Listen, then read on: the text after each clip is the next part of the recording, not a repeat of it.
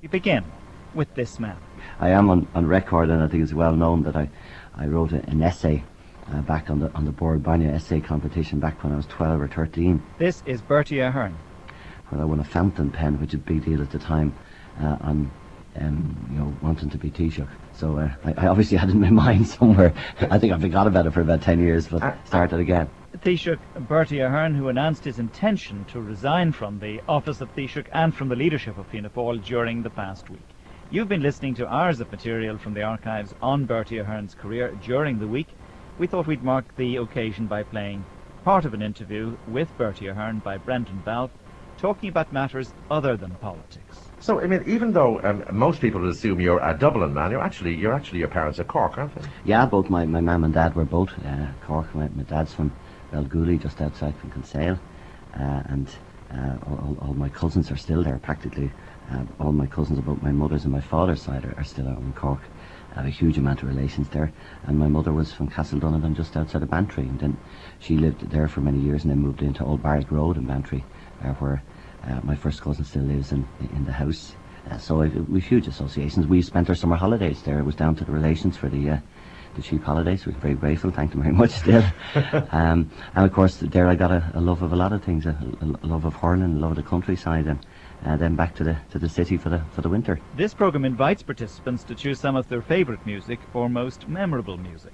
Also to choose something from RTE's sound archive.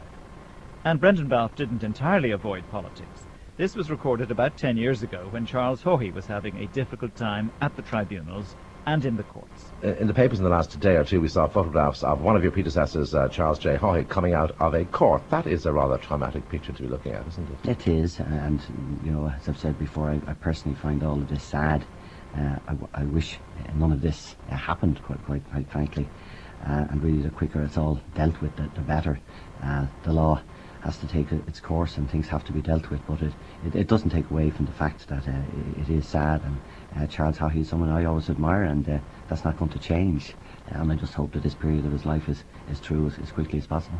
And do you have to maintain a certain formal distance just for everyone's good? Well, all of these things have to be dealt with, and I suppose some people would think that within the system, some people feel we should be making these things happen quicker. Other people feel we shouldn't allow them happen at all. The fact is that there's laws there for everybody, and we have to take the view that due process takes the course, which is not always nice because we are human, but the law of the land is the law of the land, and these things have to happen. But it doesn't remove the fact that I feel sad about them.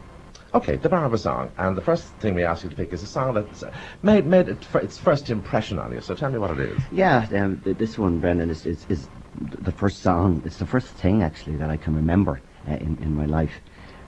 Exactly when that was. I don't know. I was born in September '51, and this song was a hit, a number one hit in '53. So I think somewhere around the summer. So it makes me 2 years old. And the reason I remember it was when my mother was trying to either force feed me with the first solids that I would have been taking, or trying to shut me up from crying. But one or other, she used to sing to me, how much is that doggy in the window? And also whenever the record came on, and I can remember listening to it on the radio. It is the first thing that I can remember on radio.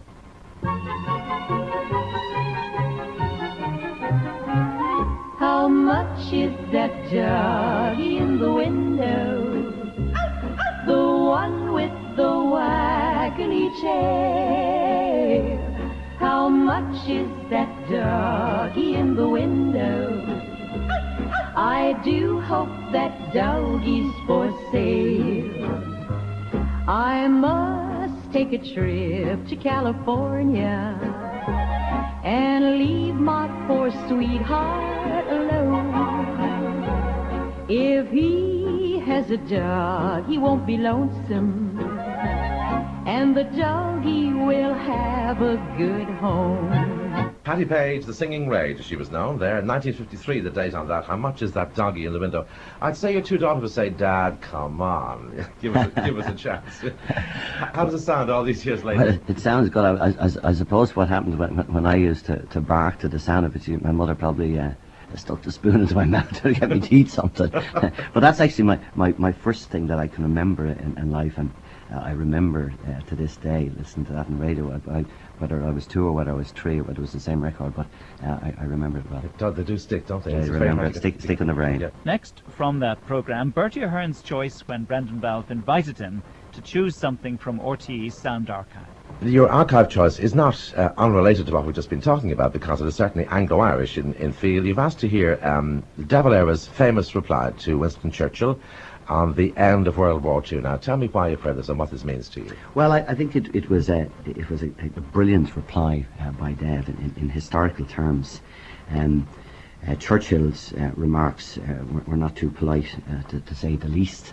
It upset, I think, the Irish nation at the time, and maybe people would have thought that Dev would have come out with a very trenchant reply, but he didn't do that. He came with a very considered reply, which he wrote himself in his own handwriting. A copy is still in Trinity. I have a copy, one of the rare copies of that, and in so many changes of it. He obviously put in a huge amount of effort, but it became a very, very important reply, I think, in how all of that period was seen.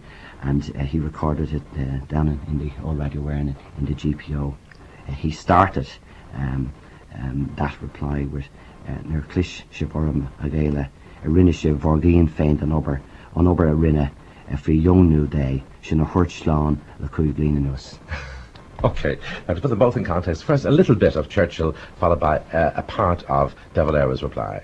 Owing to the action of Mr. De Valera, so much at variance with the temper and instinct of thousands of southern Irishmen who hastened to the battlefront to prove their ancient valor, the approaches which the southern Irish ports and airfields could so easily have guarded were closed by the hostile aircraft and U-boats. This was indeed a deadly moment in our life. And if it had not been for the loyalty and friendship of Northern Ireland, we should have been forced to come to close quarters with Mr. De Valera, or perish forever from the earth. Allowances can be made for Mr. Churchill's statement, however unworthy, in the first flush of his victory. No such excuse can be found for me in this quiet atmosphere. There are, however, some things which it is my duty to say, some things which it is essential to say. I shall try to say them as dispassionately as I can. Mr. Churchill makes it clear that in certain circumstances he would have violated our neutrality and that he would justify his action by Britain's necessity.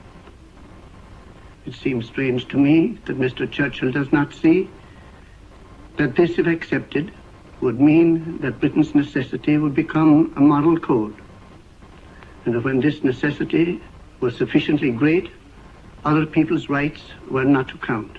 And a final excerpt from this programme, this sequence. I'm looking here on the internet, on the web. There is a sort of a tour of the department. There's a photograph of the Taoiseach's office, and fairly visible is a photograph of Dev. Yeah, that's the big portrait of Dev, which is a lovely one of them. I think taken or done just about the time it was when he was present for the first time around. So it's a large portrait of him, but it's a very nice one. Yeah. So he is the obviously the predecessor you most admire, I presume. Well, you know, I think no. That's hard to say. I think Sean Lemass actually. I if you had to, I'd like them all, of course, but I think Sean Lemass was my fan. I think Lemass brought this country from very difficult times. Definitely managed very difficult times from all the early years, but up to the 1950s.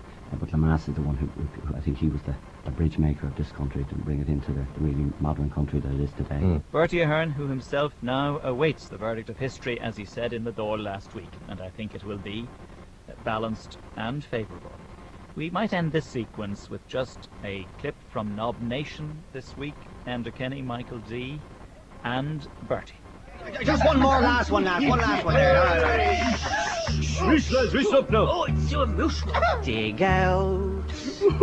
I've had a few. You can say that again. Sorry. But then again, too few to mention. To the revenue people. I done what I had to do. Go on, Bertie Ahern. And saw it through. Yes, yes. With tax exemption, I planned peace in the north. True story. Each careful step Wasn't easy. towards Good Friday. A lot was done, but more to do. No doubt. I done it my way. Group hug again, lads. All together. That can't be over. Come on now, lads, you've got snots all over me overcoat now. Will you quit it? Will you stop that now, will you? Be brave, Taoiseach. I done it my way. There's a lot more crack to be had in the last 5 weeks. Thanks.